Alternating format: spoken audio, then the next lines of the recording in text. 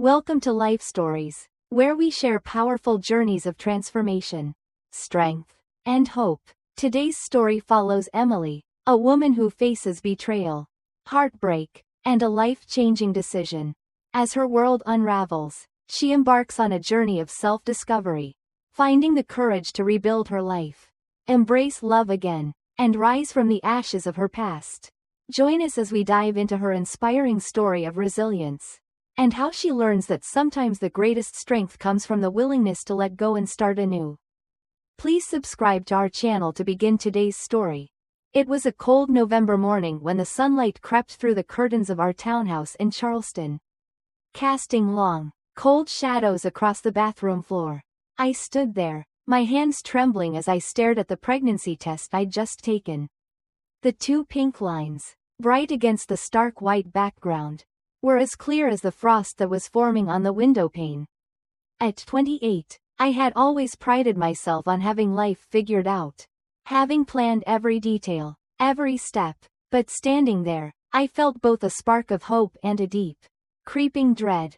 My reflection in the mirror seemed distant, unfamiliar. My sea-green eyes, rimmed with doubt, stared back at me. I touched my shoulder-length auburn hair, still tousled from sleep, and the designer blazer hanging on the door, which I had so carefully chosen this morning, seemed almost mocking. It felt like my perfectly curated life was unraveling, thread by thread, no matter how desperately I tried to hold everything together. The scent of vanilla iced coffee wafted up from the kitchen, a small comfort in the midst of the chaos I had taken up this morning ritual over the past few months. As my husband, Ben Harper, became increasingly distant, his late nights at the law firm had grown more frequent, and every passing day felt like I was living with a stranger. The man who had once been my world, my partner, had slowly become someone I didn't recognize. It was always the same, those beautiful suits he wore, his perfectly styled blonde hair, his crisp, confident smile, but somewhere, along the way, something had changed, something I couldn't quite put my finger on. I found myself whispering to the empty room, as if the words could somehow anchor me. Maybe this changes everything. I bit my lower lip, a nervous habit I'd never been able to break. As I stood there, my fingers idly found a receipt on the counter, and I started doodling on it, forming abstract patterns. The anxiety that had always been there, buried deep within me, was creeping to the surface again. The house that had once felt like an achievement, a sanctuary, now echoed with emptiness. The high ceilings, the sleek furniture, all of it felt hollow, like it was waiting for something I wasn't sure I could provide. I dressed quickly, pulling on my favorite skinny jeans and a soft cream silk blouse. My trusted ankle boots became my armor for the day ahead. But as I spritzed on my favorite Daisy perfume, I felt the weight of the morning pressing down on me. My phone buzzed, and I saw a message from Ben. "Late meeting tonight.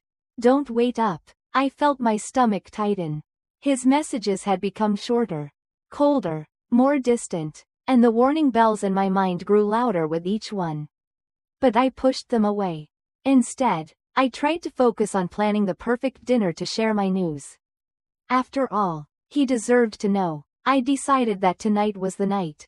I would tell him. I spent the day distracted, as I worked at my graphic design firm, sketching nursery designs between client projects, imagining a soft yellow room filled with warmth and hope. My coworkers noticed my distraction but attributed it to the upcoming holidays. The truth was, my mind wasn't on work, or even on Christmas. My thoughts kept drifting back to what was happening inside me. There was a life growing, forming, one that I didn't yet know how to explain to the man who had once promised me everything. The evening arrived, and I had set the table, carefully placing the wedding china and gleaming sterling silver under the dimmed lights. The smell of roasted herbs filled the air, mixing with the sweet aroma of apple pie, Ben's favorite dessert. At 9:47 p.m., the door finally opened, and there he stood, Ben, tall, tired, his usually impeccable suit slightly rumpled, his face drawn and weary.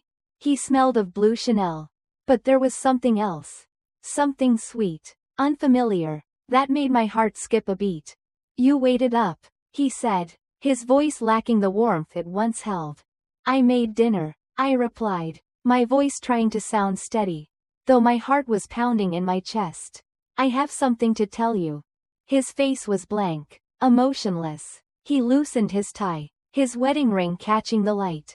Can it wait? I'm exhausted. I've got an early meeting tomorrow. I stood there, the words stuck in my throat. The pregnancy test, burning in my pocket, felt like an unbearable weight.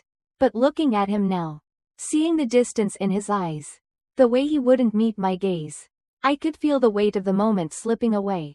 Of course, I heard myself say, the lie tasting bitter on my tongue. It can wait. Ben disappeared upstairs without even touching the meal I'd carefully prepared. I stood alone in the kitchen, surrounded by cooling food and the unsaid words. The lies that were already growing between us. The November wind howled outside, rattling the windows as if the world itself was trying to warn me of the storm that was coming. And yet, as the evening wore on, I couldn't shake the feeling that the storm was already inside me. I had made excuses for Ben. For months, hoping he'd return to the man I had married. But tonight, I realized something. It wasn't just Ben who had changed. It was me. I had changed too, though I didn't yet know how to reconcile the woman I had been with the woman I was becoming. That night, I lay awake, staring at the ceiling, the silence of our home pressing down on me. It was a silence I couldn't escape from anymore. It was a silence filled with unanswered questions, with unspoken pain, with the truth I had been avoiding for far too long. Tomorrow, I would confront him, but tonight, I could only try to gather the strength I needed to face the life that was waiting for me, a life that had just begun to shift in ways I couldn't yet understand. The days that followed felt like a blur, each one melding into the next, leaving me in a state of numbness. I went through the motions, work, dinner, more silence. Ben was there physically, but the man I had once known was gone. It wasn't just his absence that hurt, it was the way he was still present yet unreachable. His emotional withdrawal leaving a gaping hole where love and trust used to be. The pregnancy kept growing inside me, the nausea and fatigue wearing me down. But I couldn't let myself dwell on it. I couldn't let myself feel. I had to make a decision. And I knew it had to be soon. Then, one evening, everything shifted. I was sitting in our home office, surrounded by the dim light of the desk lamp. The cold air from outside crept in through the window, and I wrapped myself in a blanket to fight the chill. But no amount of warmth could shield me from the truth. My eyes kept returning to the photo of Ben and Olivia, a striking brunette who had become the ghost haunting my marriage. The images on the screen, once a cruel reminder of his betrayal, now became my catalyst for change. I couldn't stay here anymore. The next morning, after a sleepless night filled with heart-wrenching thoughts, I told Ben I was leaving. It wasn't just the affair, it was the slow erosion of the trust we had built. The emotional distance, the betrayal. I had been trying for so long to hold on to something that no longer existed. I needed a fresh start, far from the empty rooms of our house. Packing up my life wasn't easy. It wasn't just about leaving Ben. It was about leaving a life that I had thought was mine. A life I had crafted with care and love. But that life was a lie. And I could no longer pretend it wasn't. I couldn't raise a child in that toxic atmosphere. With a heavy heart, I called my parents and told them I was coming to Brooklyn. They were ready to help, ready to embrace me, but part of me still felt like I was abandoning everything. There was a quiet sadness as I packed up my clothes and personal items, knowing I was leaving behind the life I had built with Ben. But as I stood there, the suitcases packed and the house silent around me, I knew I was doing the right thing. There was no room for doubt anymore. I wasn't running away from Ben. I was running towards something better. I was running toward the future I could still shape. The life I could still create for myself and my child. Brooklyn was a world away from Charleston. The bustling streets, the energy, the diversity, it felt like a fresh breath of air after suffocating for so long. My parents' colonial-style home was comfortable and familiar. But even here, the silence followed me. They tried their best to comfort me, to help me through the heartbreak. But I knew that healing wouldn't come from their words. It had to come from within. As I settled into the guest room, the weight of the decision finally sank in. The bed felt cold, and the space felt strange. But somehow, I knew this was where I needed to be. I threw myself into work, focusing on my graphic design projects, keeping my mind occupied. Every day, I took one step forward, moving away from the past and into a future that was uncertain but full of possibility. I wasn't just surviving anymore. I was starting to rebuild, piece by piece. Brooklyn wasn't just a new city. It was my second chance. And for the first time in months, I began to feel a spark of hope. Maybe, just maybe, I could find my way back to happiness. Maybe I could find peace within myself, without the shadow of Ben and his betrayal hanging over me. And then, one evening, as I was sipping tea by the window, my phone buzzed with a message from him. "I miss you. I miss our family. Please, can we talk?" But this time, something inside me shifted. I didn't need his approval. I didn't need him to validate my choices. I had made my decision. The life I was building now was mine. And no matter what happened, I would protect it with everything I had. As the days turned into weeks, Brooklyn began to feel like home.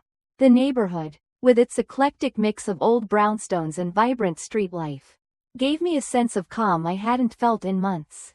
I still missed the familiar quiet of Charleston, the slow pace of life that had once felt comforting. But in Brooklyn, there was a pulse to the city, a rhythm that matched my newfound sense of freedom. I kept myself busy, throwing myself into my work. My graphic design firm had offered me the flexibility to work remotely, and I embraced it wholeheartedly. It was my way of keeping my mind occupied, of pushing away the pain that sometimes threatened to overwhelm me.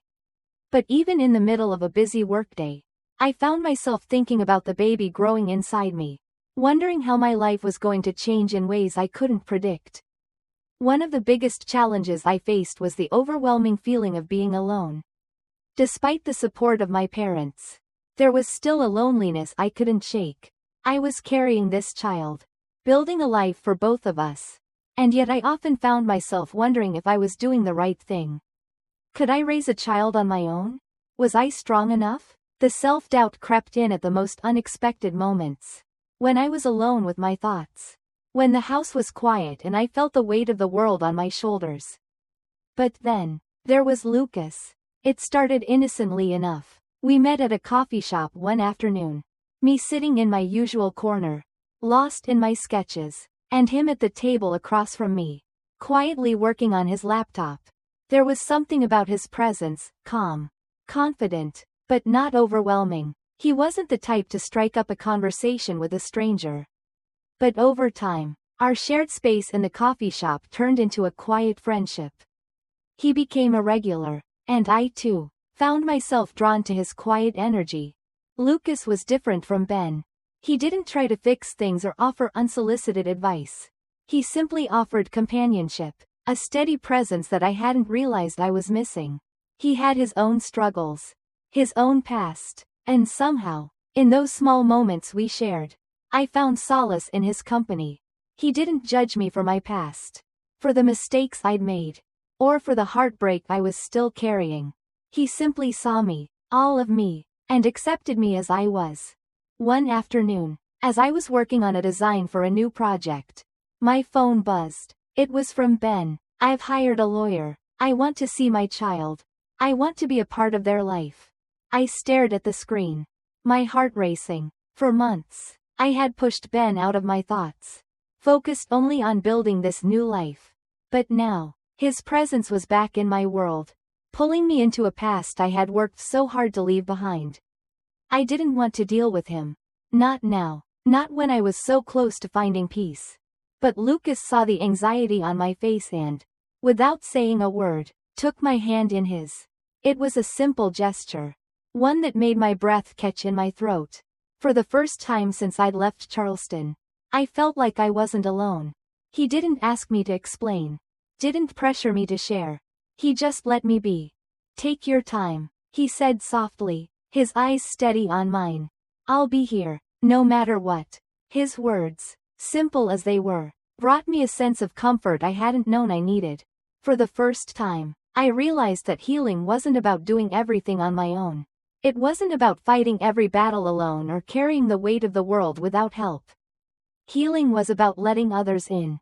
About finding people who would be there to help carry the load when it got too heavy. I smiled, a small, genuine smile, and squeezed his hand in return. Thank you. It was in those quiet moments, when everything seemed to be falling apart, that I began to understand the true meaning of family. It wasn't about perfection or about holding onto a dream that wasn't meant for me. Family was about love, trust, and support. It was about knowing that, no matter what, there would be someone there to help you pick up the pieces and rebuild. I wasn't ready for everything to fall into place just yet, but for the first time in a long time, I felt hope stirring inside me. I wasn't alone in this journey anymore, and that made all the difference.